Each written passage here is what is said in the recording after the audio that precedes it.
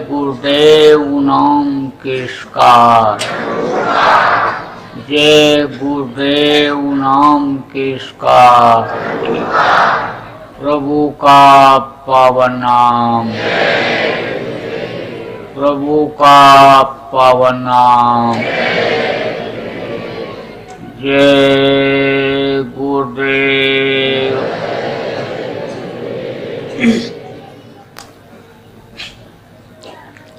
सर्वसमर्थ सर्वत्र स्मरणीय परम पूज्य गुरु जी महाराज, उपस्थित सभी साधक सत्संगी नामधारी बच्चे एवं बच्चियों, आज 31 दिसंबर 2017 सायंकाल की बेला में दूर दूर से आए हुए आप सभी प्रेमियों का लघु सत्संग के अवसर पर दर्शन का अवसर मिला। बड़ा ही अच्छा और बड़ा ही उत्तम यह संयोग रहा कि बाबा जय गुरुदेव आश्रम उज्जैन में आप लोगों के दर्शन करने का अवसर मिला। आज 31 दिसंबर है। 31 दिसंबर एक साल पहले भी आया था, उससे पहले भी 31 दिसंबर आया। आप बहुत से लोग इसमें बैठे हो, कितने 31 दिसंबर देख डाले। हर साल 31 दिसंबर आता है। हर आने समझ लो कि महीने में आने 30 और 31 तारीख, कभी 30 कभी 31, फरवरी में 28 तारीख, यानी हर साल आती है। महीना बदलता है, तारीख बदलती है और साल बदल जाता है। जब रात को 12 बजे 1 जनवरी 2018 लग जाएगा तो कल सुबह कोई पूछेगा कि 30-31 तारीख दिसंबर की 17, तो कहोगे पीछे छूट गई, निकल गई वो तो छूट गई। आप इतने लोग यहाँ पर बैठे हो, क्या कभी आपने इस बात को सोचा कि जैसे तारीख बदल रही, महीना बदल रहा, सन बदल रहा है, समय निकला जा रहा है, ऐसे हमारे जीवन का भी समय निकल रहा है। और जैसे ये महीना तारीख छूट रही, ऐसे हमारा शरीर भी छूटेगा। आज 31 दिसंबर को इस बात को याद करने की ज़रूरत है कि जिस तरह से ये बदलते जा रहे हैं, छूटते जा रहे हैं, ऐसे एक दिन ऐसा आएगा ये शरीर भी छूट जाएगा। जिस काम के लिए शरीर मिला वो काम अगर पूरा नहीं हो पाया तो दोबारा फिर जल्दी ये मिलने वाला नहीं। आप लोगों के भाग्य कि आपको मनुष्य शरीर मिला, देव दुर्लभ शरीर पाए और आप गुरु पा गए, समर्थ गुरु मिल गए, नामदान आपको मिल गया। लेकिन नामदान लिए हुए कितना समय हो गया, कितना दिन हो गया, नाम की कमाई किया, रुपए पैसे की कमाई तो खूब किया। आप में से पूछा जाए कि आप लोगों ने कितने लोगों ने मकान बनाया इस साल में, तो कई लोग आप उठा दो। दुकान 1 से 2 खोल लिया, कल कारखाना भी लगा लिया, खेती भी खरीद लिया और तीर्थाटन भी कर आए। यानी समझ लो कि शादी ब्याह में हरी बारात भी कर आए। लेकिन भजन किसने कितना किया, कितना घंटा भजन किया आपने, यानी कितना घंटा आपने अपने शरीर के लिए और अपनी इज्जत के लिए, मान प्रतिष्ठा के लिए काम किया, और कितना समय आपने अपने आत्मा के लिए किया, तो उसकी गिनती करके आप नहीं बता पाओगे। क्योंकि आप गफलत में हो, अपनी मौत को भूले हुए हो, मौत याद नहीं आ रही। अगर मौत को हथेली पर रखो, मौत अगर सामने रहे, तो ये जो भी रुपया पैसा धन दौलत और ये मान प्रतिष्ठा है, घर मकान है, ये अभी सब कुछ भूल जाएगा। फिर मौत ही याद आएगी और ये बात ज्ञान में हो जाएगा कि भाई यानी मौत आ जाएगी तो ये सब यहीं छूट जाएगा। तो मौत आ जाएगी, शरीर छूट जाएगा, तो आत्मा का क्या होगा? ये कहाँ जाएगी? इसलिए हमेशा इस चीज़ का ध्यान रखना चाहिए कि पता नहीं कब आँख बंद हो जाए। जो ये समय बचा है यानी जीवन का, इसमें कुछ अपना काम कर लेना चाहिए। जिस काम के लिए मनुष्य शरीर उस मालिक ने दिया और आज़ाद कर दिया, हाथ पैर आँख कान से आज़ाद कर दिया, तो अब हाथ पैर आँख कान मुँह ये जो उसने दिया, ये स्वार्थ के लिए, अपने शरीर के लिए इस्तेमाल करने के लिए ही नहीं दिया, भजन के लिए दिया। तो इस चीज़ का ज्ञान सत्संग में लेना चाहिए कि भाई यानी इसका उपयोग इस शरीर का यानी समझ लो कि भजन करने में किया जाए, क्योंकि इसी के अंदर ऐसा रास्ता है। साधना का घर यही है और किसी शरीर में यानी जीव जंतु के शरीर में, पशु पक्षी के शरीर में आत्मा के कल्याण का कोई रास्ता नहीं है। योग आप इसी शरीर से कर सकते हो, यानी भोग तो समझ लो कि पशु पक्षी भी करते हैं, भोग तो वो भी कर सकते हैं, लेकिन योग केवल आप इसी शरीर से कर सकते हो। लेकिन आप यानी समझ लो कि आलस्य में यानी ये दिन रात निकालते चले जाओगे जब, तो फिर यानी दोबारा वक्त मिलेगा नहीं, दोबारा समय मिलेगा नहीं। जो कुछ समय के लिए उसने दिया है, जब वो खाली करा लेगा तो क्या होगा? यानी फिर आत्मा का कल्याण हो पाएगा। फिर तो लौट लौट 84 आया, फिर लौट लौट करके इसी 84 में आना पड़ेगा। इसलिए आज चेतने की ज़रूरत है, याद करने की ज़रूरत है कि हमको कुछ यानी अपनी आत्मा के लिए भी करना चाहिए। एक महात्मा जी जा रहे थे, शाम हो रही थी, तो रात को कहीं रुकना ही था, रुक जाते थे। ऐसे भी लोग चल देते थे घर से, चिंता फिक्र पहले के समय में नहीं रहती थी, कहाँ रुकेंगे, किसी के यहाँ भी रुक गए, रोटी मिल जाती थी, रहने की जगह मिल जाती थी। और साधु महात्माओं को तो ऐसे भी बुला बुला करके लोग अपने यहाँ रखते थे। जा रहे थे, तो एक दुकानदार था, लाला जी कह लो, व्यापारी कह लो, सेठ कह लो, तो वो जब देखा महात्मा जा रहे हैं तो गया, बड़े प्रेम से पैर छुआ और बड़े भाव से प्रार्थना किया। भाव और भक्ति ये झलकती है, ये दिखावे की नहीं होती है, चेहरे से मालूम पड़ जाता है।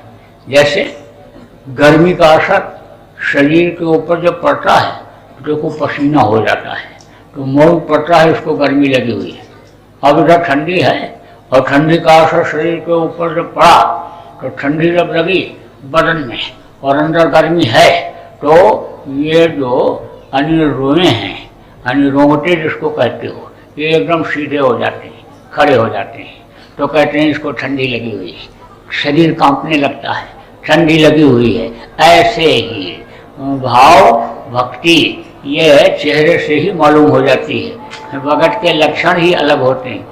और समझ लो कि भाव समझ लो कि अलग ही दिखाई पड़ता है। तो भाव से उसने प्रार्थना किया, तो जब भाव से प्रार्थना करते हैं तो संत रीझ जाते हैं। इनको पिघलने में, रीझने में अन्य समझ लो कि देर नहीं लगती है। कहा संत हृदय नवनीत समाना, और कहा कभी पर कहे न जाना। जैसे मक्खन कोमल होता है और थोड़ी सी गर्मी में पिघल जाता है, जैसे थोड़ी सी ठंडी में कड़ा हो जाता है, ऐसे मक्खन की तरह से संतों का हृदय होता है। तो रुक गए, सेवा सत्कार किया। जब सुबह चलने को हुआ तो हाथ जोड़ करके खड़ा हो गया। तो आप देखे जब तो समझ गए, कहा ना, संत ने देखें चाल को चाल और वो परखें अंतर का हाल। लेकिन कहलवाते हैं ये काल के देश में है, तो काल के देश में अन्य समझ लो उसकी भी मर्यादा रखनी पड़ती है, यानी उसके नियम का उल्लंघन नहीं करना पड़ता है। तो यानी ऐसे ही अगर बता देते हैं तो अन्य समझ लो कि एक तरह से यानी उसको ये हो जाता कि अंतर्यामी है और भगवान है, ये है वो है, बहुत ज़्यादा महत्व बढ़ जाता। और कहीं अगर यानी उसी सम्मान में या उसी प्रचार में अगर समझ लो कि थोड़ा सा अहंकार का अनुभव आ गया तो करा करा सब गया जब आया अहंकार। वो था औरत जाती थी कहाँ, बकरी चराने के लिए, भैंस बकरी गाय सब पाले हुए थी, तो पहाड़ी पर चली जाती थी लेकर के, और वो जानवर चले जाते थे ऊपर चढ़ करके, चढ़ते चढ़ते ऊपर घास अच्छी मिलती थी, लेकिन अगर कहीं उनका पैर फिसला तो पहाड़ी से नीचे गिर जाते थे, मर जाते थे, कुछ का हाथ पैर टूट जाता था। तो वो औरत गई थी लेकर के, आने समझ लो भैंस बकरी सब पाली हुई थी, तो उसकी एक भैंस थी वो नीचे गिर गई, और नीचे जब गिर गई तो वहीं पर एक डल्ला करके महात्मा थे, डल्ला करके, तो अनि उसने कहा अने डल्ला बाबा बचाओ, डल्ला बाबा बचाओ, डल्ला बाबा बचाओ। तो अन्य समझ लो कि गिरते ही जब बोली तो भैंस उसकी बच गई।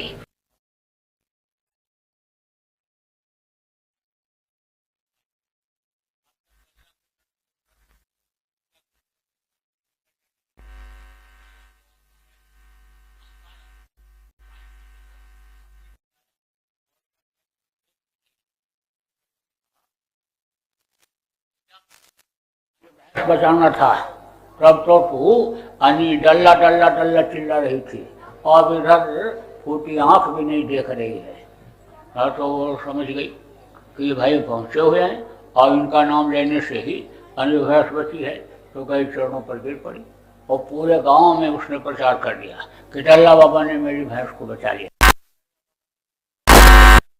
अब डल्ला के यहाँ तो लाइन लगने लग गई, बड़े आफत हो गई डल्ला की, और डल्ला को भी अहंकार है, जब लोग पैर छूने लग गए और जब चढ़ावा लाने लग गए, सब तरह तरह की चीज़ें लोग लाने लग गए, तरह तरह की इच्छा लेकर के लाते हैं लोग। कोई कहता हमारा कोढ़ ठीक हो जाए, कोई कहता कत्ल का मुकदमा जीत जाए, कोई कहता हमारा रोग ठीक हो जाए, कोई कहता नौकरी मिल जाए, कोई कुछ तरह तरह की इच्छा लेकर के जाते हैं।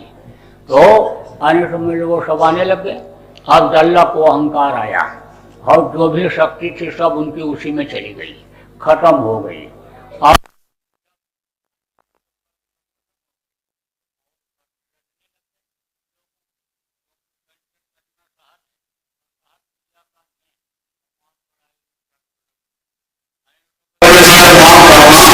उसको आदमी जब दिखता जो नहीं पाता है, और मान सम्मान जब बढ़ जाता है, हर लोग की जब आदमी कैसे कहते हैं ना कहीं फंस गए, तो फंस गए तो निकलना बड़ा मुश्किल हो जाता है। तो सम्मान खोजना बड़ा मुश्किल। अब सम्मान के चक्कर में यानी वो कुछ किसी का भी नहीं पाए, तो समझ लो कि यानी कर्म लोगों के लगने लग गए। अब पड़े बीमार, जब पड़े बीमार तो चिल्लाएं, गुरु को बुलावें और मालिक को याद करें। लेकिन अब आने समझ लो कि जब तुमने सब खो दिया, जो माल था वो तो सब तुमने लुटा दिया, तो अब तुमको जल्दी क्यों मिलेगा। तो फिर अपने गुरु भाई को याद किए, और गुरु भाई आने समझ लो जब आया तो कहा डल्ला तूने तो सब लुटा दिया, अब तो तुझको कर्मों की सजा मिलेगी ही मिलेगी।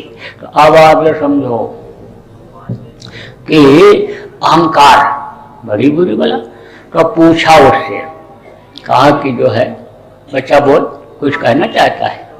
तो कहे महाराज गरीबी है, गरीबी पर दया हो जाए, गरीबी।